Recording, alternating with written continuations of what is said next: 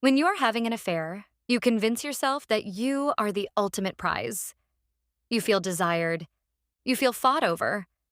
You believe that if your husband ever found out, he would be devastated, heartbroken, and desperate to keep you. That arrogance is exactly what blinds you to the truth until it's too late. My husband, Richard, was a corporate wealth manager. He was pragmatic, emotionally reserved, and viewed the world entirely through the lens of assets and liabilities. My affair partner, Damien, was a freelance photographer. Damien was passionate, spontaneous, and constantly talked about how he wanted to rescue me from my sterile, boring marriage. After 8 months of sneaking around, Damien convinced me to take the plunge. We booked a 2-week romantic getaway to Tuscany. I was going to use the trip to finally figure out how to leave Richard. I told Richard I was going to a holistic wellness retreat in Arizona with some girlfriends. He kissed my cheek, told me to have fun, and even upgraded my flight to first class. I thought I was an absolute genius. Damien and I met at the international terminal.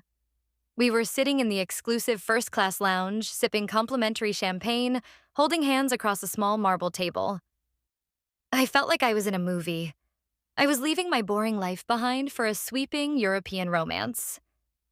Then, I heard a familiar throat clear behind me.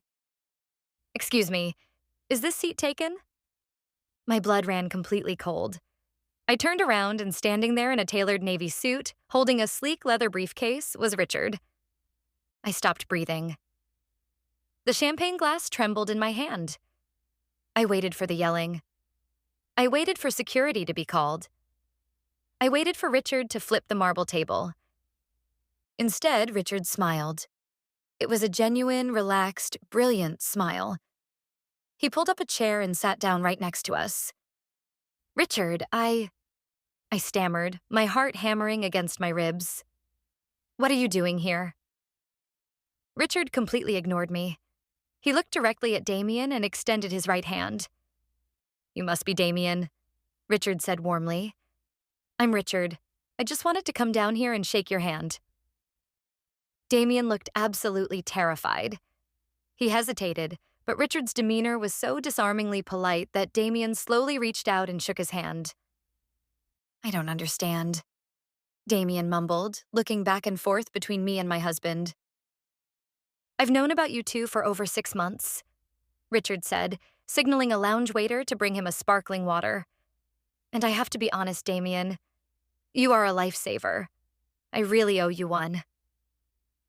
My jaw dropped. The panic in my chest was suddenly replaced by a deep, terrifying confusion. Richard opened his leather briefcase and pulled out a thick, bound folder. He slid it across the table until it rested right in front of Damien. "I've been wanting a divorce for 2 years," Richard said calmly. "But Chloe is accustomed to a very specific lifestyle, a very expensive lifestyle. I knew that if I initiated the divorce, she would drag me through the courts for years trying to get alimony. I needed a clean exit. And then you showed up." Damien stared at the folder, his face turning pale. "What is this?" "That is Chloe's financial reality," Richard said, taking a sip of his water. "You see, Damien, Chloe hasn't worked in 6 years. She spends about $12,000 a month on clothes, spa treatments, and dinners. Up until yesterday, I paid off her credit cards every month to keep the peace. But as of this morning, all of her cards are frozen. The $45,000 balance is entirely in her name." "Richard, stop it!" I yelled, tears of total humiliation springing to my eyes. The entire lounge was starting to stare at us, but Richard didn't even blink. "She is completely cut off," Richard continued, speaking only to Damien. "I filed for divorce citing at-fault infidelity. Because she's moving in with you, my legal team has successfully argued against any spousal support. So, she's all yours, Damien. The debt, the maintenance, the complete lack of income. You're the white knight rescuing her from her boring life. I just wanted to look you in the eye and say, thank you for taking her off my hands." Richard stood up, buttoned his suit jacket, and pulled a single folded piece of paper from his pocket, dropping it in my lap. "Those are the divorce papers. Have a great time in Tuscany." He didn't look back. He just turned around and walked out of the lounge, looking lighter and happier than I had seen him in years. I sat there, frozen in shock, the divorce papers sitting in my lap. I looked at Damien, waiting for him to tell me that it didn't matter, that we would figure it out, that his love was stronger than money. Damien was staring at the financial folder. He looked at the credit card balances. He looked at me, and the fearless romantic completely vanished. 12,000 a month? Damien whispered, his voice cracking. Chloe, I make 40,000 a year. Damien, please, I cried, reaching across the table for his hand. We don't need the money. We have each other. Damien pulled his hand away. He looked at me not with love, but with sheer, unadulterated panic. I can't do this, Damien said, standing up so fast his chair scraped loudly against the floor. I can't afford you, Chloe. I have to go to the bathroom. Just let me think. He grabbed his carry-on bag.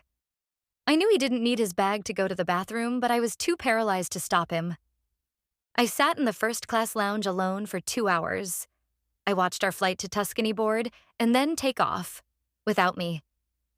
Damien never came back from the bathroom. He left the airport, blocked my number, and abandoned me in the terminal with $45,000 of debt and a signed divorce petition. I thought my husband would fight for me. Instead, he treated me like a bad investment he was thrilled to finally unload.